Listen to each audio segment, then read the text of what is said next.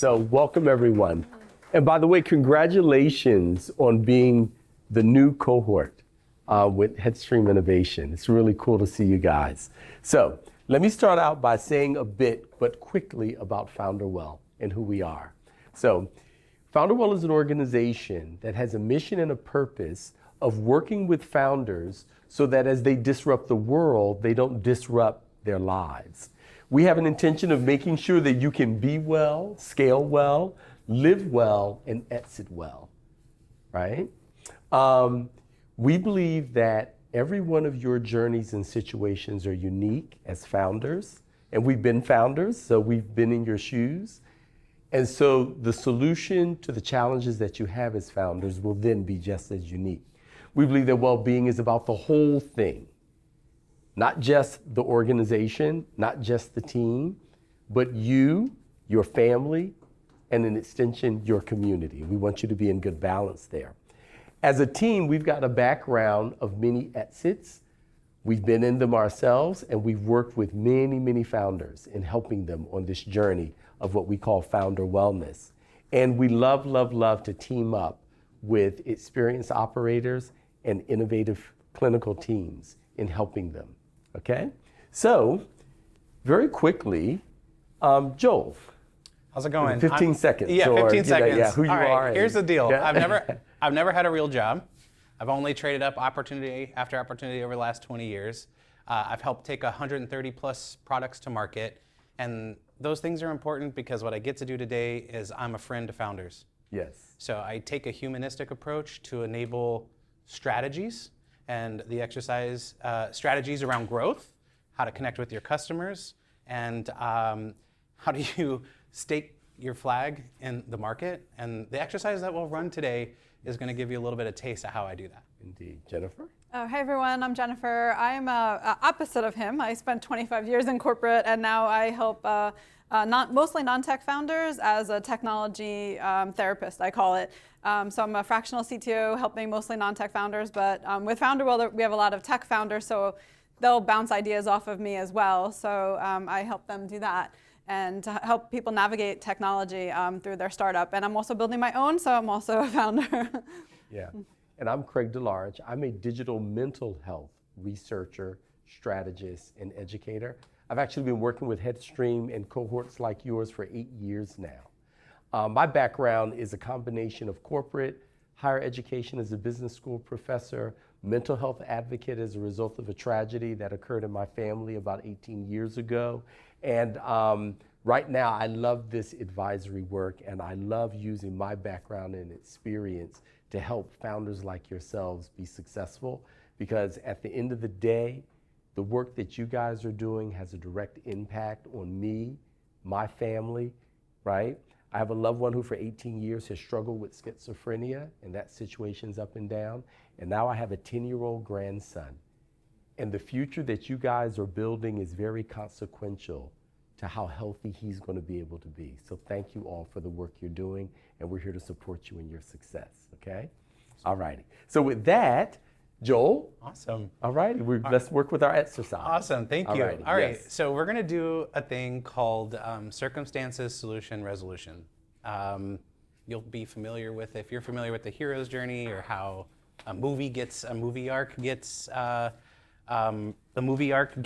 sort of created. But the thing I'm gonna walk you through today, you're gonna do today, is how are you gonna do that around your story arc with Headstream? You guys are brilliant people.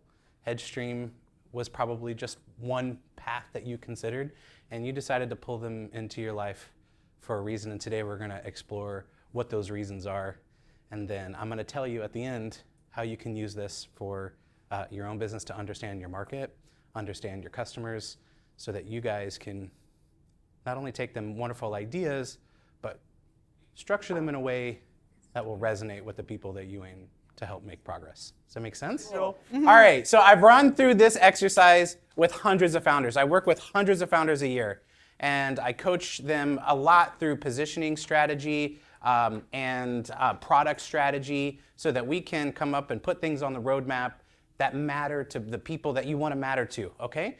And so we're gonna jump into this thinking about why you matter to Headstream and why Headstream matters to you. So we're going to first start with the red sticky note. And the red sticky note is what we're going to call struggles. So I want you to think about, we're all founders here, right? How everybody's starting a product, right? Or have a product. Does everybody have a product in market yet? Some people pre-market, kind of getting there. Okay, perfect. All right.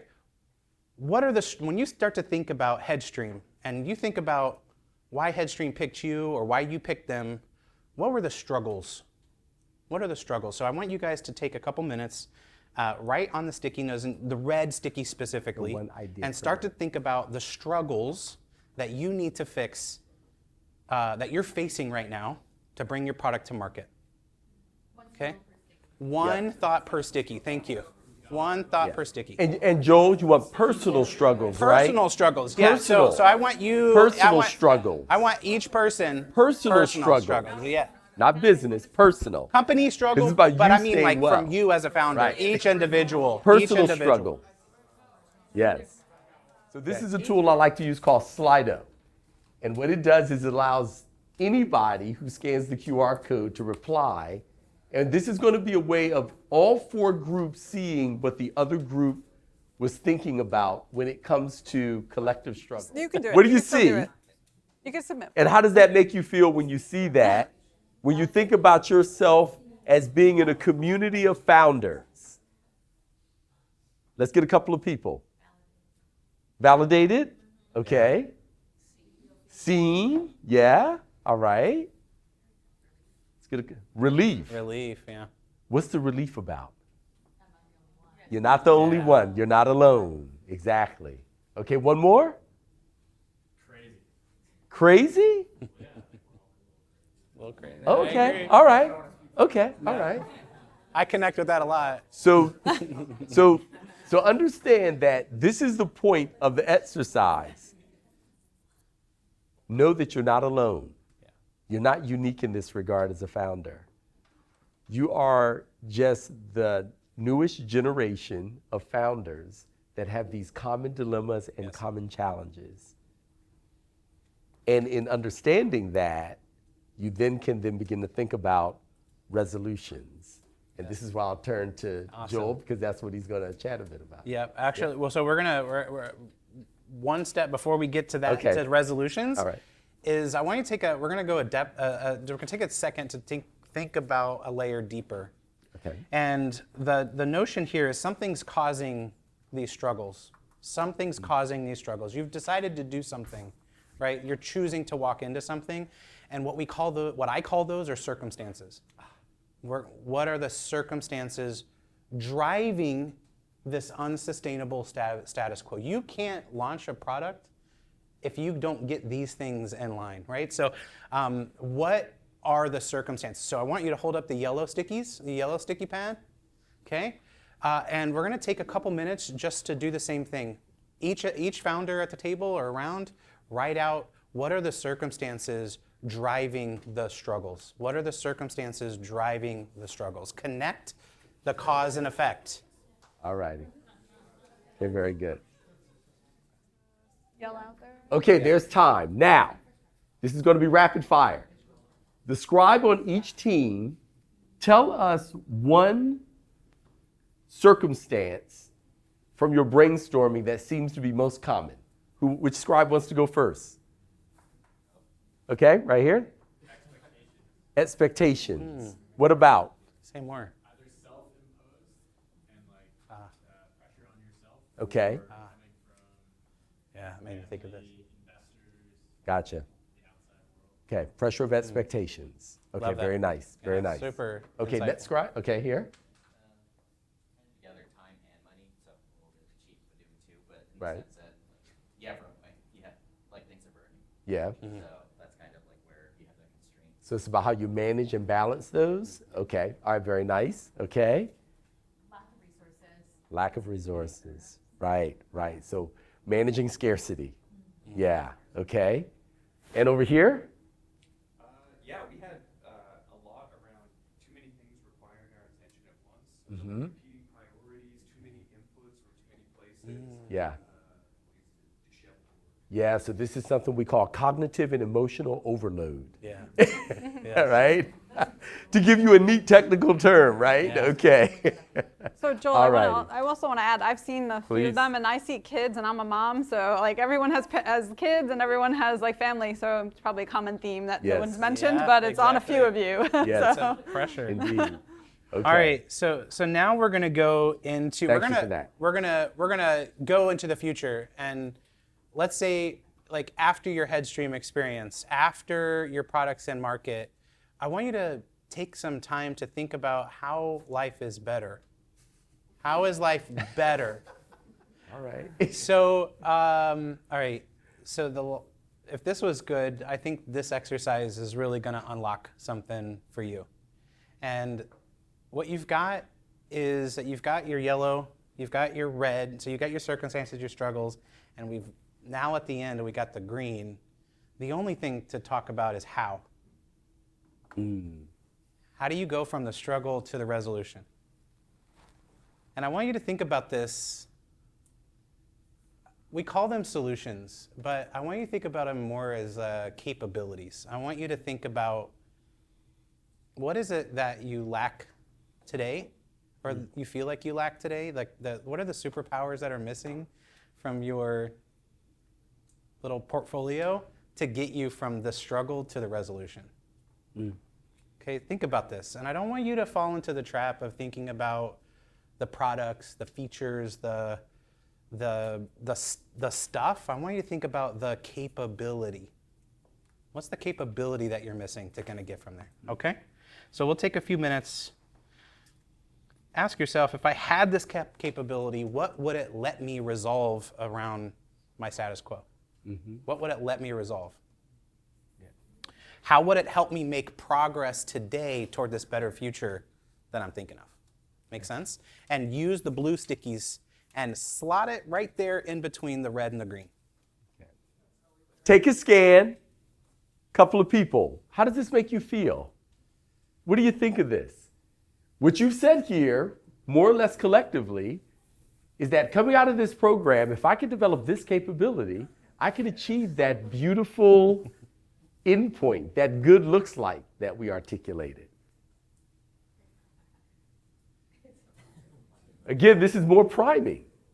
This is more priming. These are your developmental methodologies that will help you get to your resolution. And the beauty of being in a program like this is now that you guys have sat together and articulated this together, you can help one another accelerate your development towards these ends. And you can lean on Headstream, Yeah. or because this is why you hired Headstream, Yes. for this right here. Yes. This is it. And so you can expect that from yourselves, that you're going to focus on this, and then have the expectation of the thing that you hired, the thing that you pulled into your life Yes. to help you get these things done. That's right. And not just in this program, you guys can expect that for the next 20 years, you will be working together, encouraging one another, collaborating, right? You're here working on a 20-year mission is what I want to challenge you to. You're not just here to go through this program and go away and not see one another again. You're a community of support, making each other successful, all right? Okay, everybody's stunned by that somehow, okay? All right, okay. Okay, next. Awesome. So what we just did is an exercise. There's a theory on market research and an insight framework called jobs to be done. Yeah. And the notion is, how many people have heard of jobs to be done? Awesome. So this is great. The whole idea, and as the product leaders in this room, is I want us to think about progress, not product. What you just did here, and frame this out for yourselves, and why Headstream matters in your life, and the part and the role and the capabilities it's meant to bring you in, your customers are looking at you the same way. And the moment that you stop or you become deficient in helping them achieve those capabilities, that's when they start to fire you. So as you take this framework and you go into the next few months and you consider things from this jobs to be done lens, it'll help you look at your market, it'll help you look at your roadmap, it'll help you look at your team and what your team needs to look like, and everything from my perspective, like I've done this hundreds of times, this is the lens on how I look at a business and my customer, and I'm all focused on helping them make the progress. Okay. Sweet. And that's it. That's So the we're ready for, exercise. We're ready for the final? Yes. That Okay. was, yeah. So we got 2 questions for you. We want everyone to scan this now, not just the scribe, okay? And we got 2 questions for you. As a result of this session, what personal patterns stand out for you? And what is one insight, not 2 or 3, because if you pick 2 or 3, you're going to forget about them. Only one. What is one insight that you're going to take away that you're going to act on immediately? And that's going to be your return on investment for the time you spent today. That one insight you act on immediately. Okay, so let's go at it. We should have 20 on the upper right-hand corner by the time we're done with this. All right, one insight. Abundance greater than scarcity. Being confident beyond your means. Lots of others share similar challenges. Setting up structure. Variety reduction. Batching. Scheduling will solve my time management issues. Prioritization's key. Prioritization. See these commonalities, intentionality, and directed energy. Confidence in similar struggles. Okay, very nice. Partnership. Let's jump back over here, see if there's any new stuff. Okay, we're at 17, 18. This is nice. Okay. Time management. Time management kind of exploded there, you see, right? Okay. Paralysis by doubt. Importance of focus. Compartmentalism. Not looking for balance. Okay. Can I diagnose something real quick? Sure, go ahead. So, and this could be because I'm a product strategist, but when I see time management, I see lack of focus, I don't know what to do right now versus later, this is lack of strategy. This is lack of strategy. My simple definition of strategy is to know a good play from a bad play, and what do I do now versus what do I do later. Mm-hmm. And so the exercise, so the notion is, the exercise that we did today, if you guys are on the fence about it, like this is a way to understand and focus, like the notion of how am I going to help my customer make progress should be the only, in my mind, the way that I think about it is the only thing that I'm designing for. And if I can help them make progress, then I'm seeing growth in my numbers. And these insights are the underpinnings of what are the set of bets, aka the strategies, that are going to help me understand a good play from a bad play. Yep. Indeed, indeed. Can I offer 2 tips here? Time blocking. Just write it down now. We can talk later about what it is. Time blocking. And then the other one, who here does body doubling? That's a good one. Body doubling? Sometimes? You remember in school how you could always study and focus better if you study with a friend in the library versus just sitting by yourself? You've not seen the thousands of hours of study with me videos on YouTube? That's how I got through graduate school a few years ago. It's just a person sitting with their books on video studying, but it helps me focus. Yeah. Body doubling is when you get a peer and you sit together for a period of time, having stated an intention, and you keep one another focused because of the energy of presence and the accountability of not being embarrassed and goofing off because another person's sitting across from you who's holding you accountable to do it. Practice with those. Experiment with those methods. They're quite effective. Okay, so thank you. Do a couple of people have any going away impressions, thoughts, questions before we wrap up?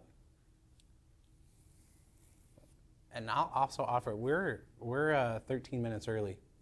Oh, so we did. So if you guys have questions, so we can have a free for all. We can have a free for all. Yeah. We know you have questions. Ask them. Some discussion here. Yeah. Jennifer is a CTO. I'm a CTO, fractional CTO. I'm a fractional CPO, and I'm co-founded Founderwell with Vanessa. Yeah, and I'm a go-to-market and strategist. he's a go-to-market strategist. Yeah. So I'm a we got the commercial next guy. 15 minutes are yours. What do you got? Okay, Betty? Well, yeah, I like the question about like, the body doubling and the sort of time blocking. And Yep. I'm curious if you have any other recommendations for how to sustain the wisdom that this generated.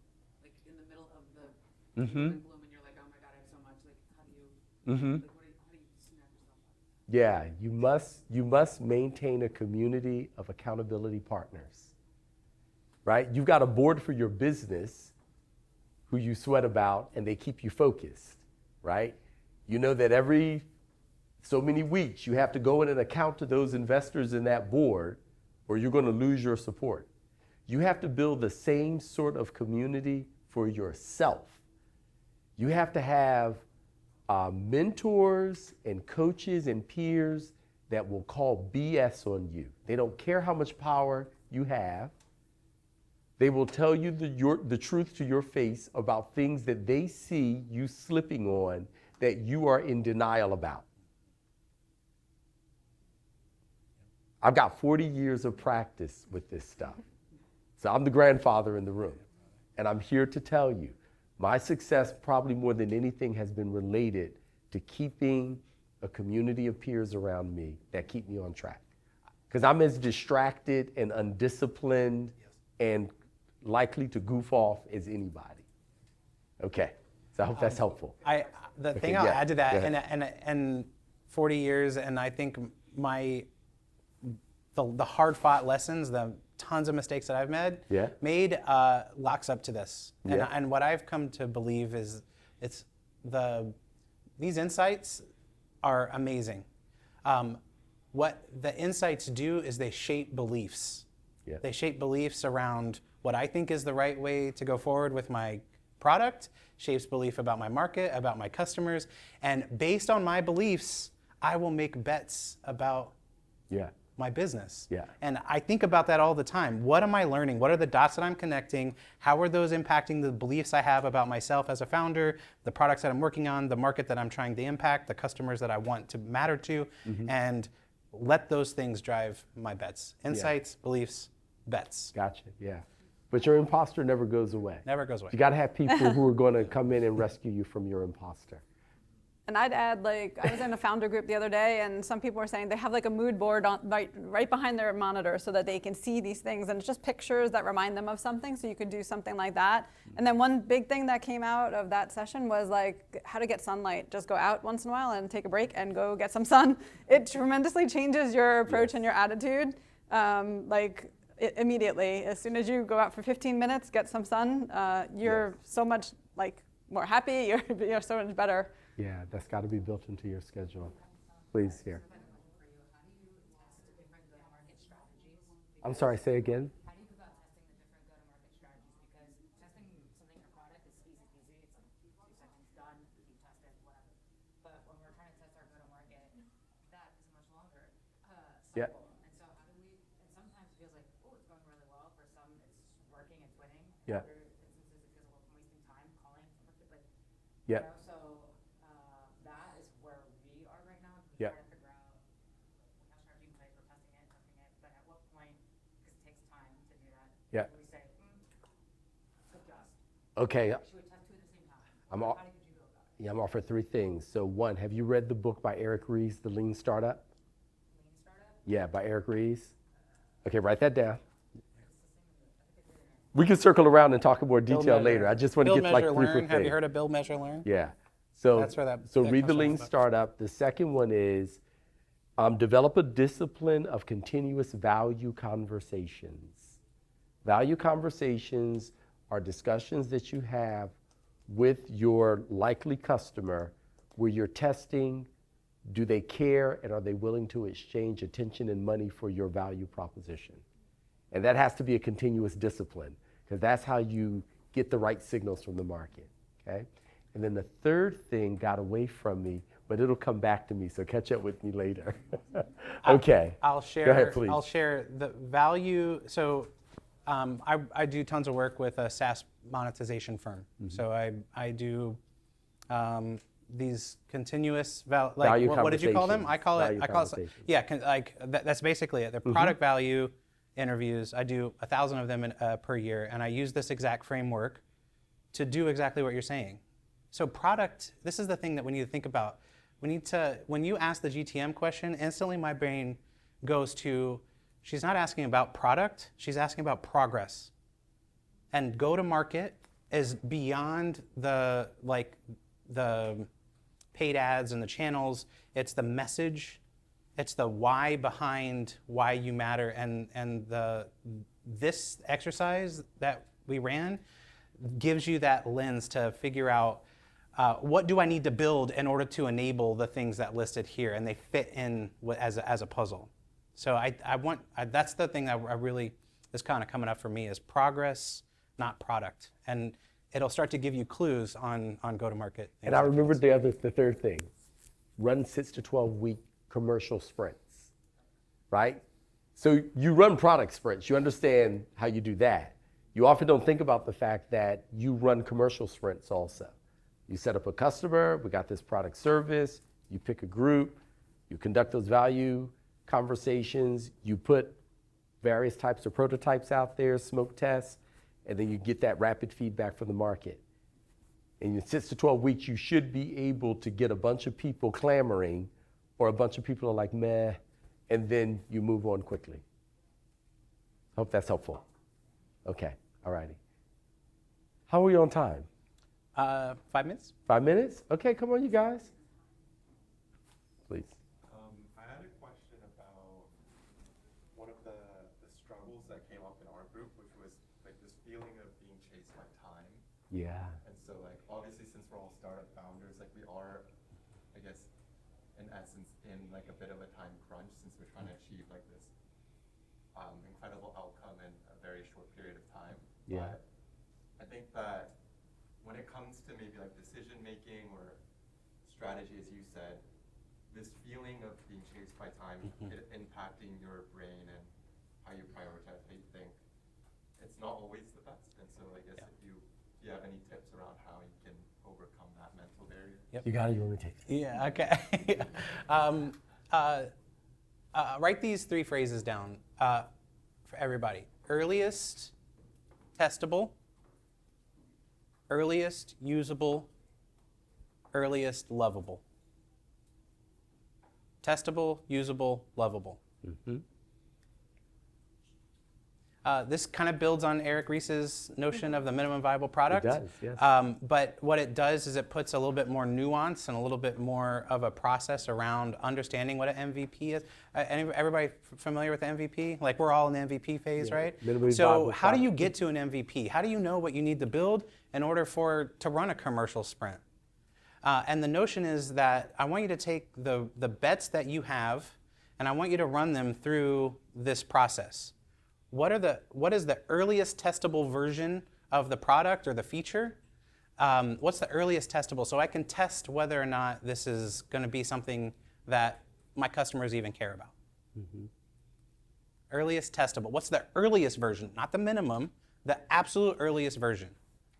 Doesn't mean that you have to write code. Doesn't mean that you have to design. It could be a conversation just to prove that there's something there worth to build on. Once you've earned the insights from that, then you gate it to the next, the usable. Right? What is the thing that I can build, the earliest thing that I could build that they can solve the problem on their own? Mm-hmm. Okay, can I add So- one? I'm sorry, let me let you Please? finish. Yeah, go ahead. Emotional intelligence. To be successful and sustainable, you must get to know your emotional self. Because when you talk about time pressure, time is a social construct that we were taught early in life to be reactive to, and it's made us extremely successful until it doesn't. Yep. So taking the time to really get to know and understand your patterns around when you get under time pressure, what do you tend to do? Do you fight? Do you flee? Do you fawn? Do you freeze? And then in studying yourself, then studying the various techniques that have been cultivated in society for thousands of years. We are all grandchildren of people who came up with these techniques. Learning how to be self-aware. Emotional intelligence is 4 things. Self-awareness, of my emotional states, self-regulation of my emotional states, awareness of other people's emotional states, and then co-regulation of our emotions together. Become a student of emotional regulation in yourself and in your teams. And that's going to be a huge aid to the point that you brought up. Yeah. It will transform your relationship to time and to energy. Okay, I hope that's helpful. Awesome. Yes. Could I define that last little lovable piece just real quick of sure. that thing that I just shared there? So the idea is that's mostly what we all think about MVP is the earliest lovable version of the thing. And we end up spending a whole bunch of time and energy and resources trying to build that coming out of the gate. So everything that he said, as a founder, those are skills that we need to, those are capabilities that we need to develop. If you use the earliest testable, usable, lovable model, you'll have less things to have to drop into the top of that funnel, right? So if you learn about the stuff that I shouldn't focus on, then that leaves your time to focus on the high value, high leverage kind of things, and that's what I want for you. Yeah. I think last slide. Right here. Go, go. Oh, I'm sorry, you were going to No, say no. Jennifer? Okay.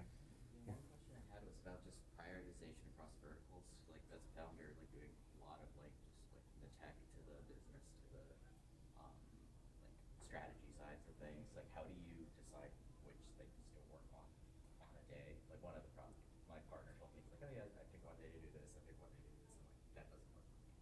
So Gotcha. like when I work on one thing, it makes me think about another thing, and I want to go jump over to. I know it's a discipline thing. Right.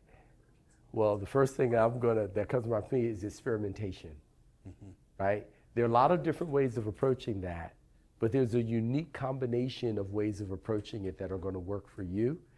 Anyone can make a lot of suggestions to you, but having a spirit of play and experimentation and paying attention so that when you get the right combinations of techniques, because you paid attention, you keep using more of what works and less of what doesn't, and then life changes and you have to reconstruct it over the long term, right? Because what it takes for me to prioritize now is different than what it was 10 years ago, 20, 30 years ago, because I'm in different parts of life. So be open to continuous play and experimentation when it comes to this. And again, be a student of emotional intelligence, your responses, and again, what works and does not work as well for yourself. And surround yourself with people who can observe you and give you feedback about that. Because there's always a part of yourself you don't see. Okay, I hope that's helpful. And I'll just share, again, I'll come back to the insight around progress, not product. If you understand, work backward from the customer and the progress that they're looking to make. If you are solely focused on how am I helping, without hurting your business, commercially viable, right? I like to keep your business model in mind. But if I'm solely focused on how am I enabling those blue sticky notes on your thing, that'll help me understand what trade-offs I need to make across my business in order to focus on that. That's the lens that I keep talking about. Okay, very good. Okay, how's everyone feel? Sweet. Is that stunned into silence, or we fell asleep, or what was that? How does everyone feel? So just Good? Okay, all right. Just real quick, this is our founder, Vanessa. She will be reaching out to each one of you to book an onboarding call, and then if you want to take advantage of the sessions that we have, whether it's coaching sessions with one of us or working directly with Vanessa, she'll work all that out with you, and the next step is for her to reach out to you directly. And we have several coaches, sales, operations, everything. So that's not just the three of us. So you have lots of choices. Cool. All right, You thank guys, you guys. it's been an honor. All right. Thank you. Thank you.